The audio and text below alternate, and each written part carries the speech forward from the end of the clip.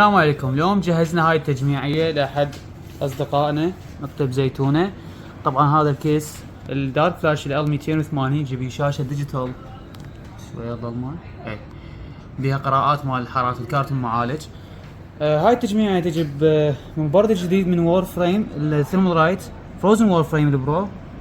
خليت عليها القف ما اسمه الجوجل. المهم كارت ال RTX 4060 تي جيجا بايت 16 جيجا رامات جي سكيل بورد بي 650 اسوس برايم واي فاي فانات دارك فلاش باور همين سيجو تيب.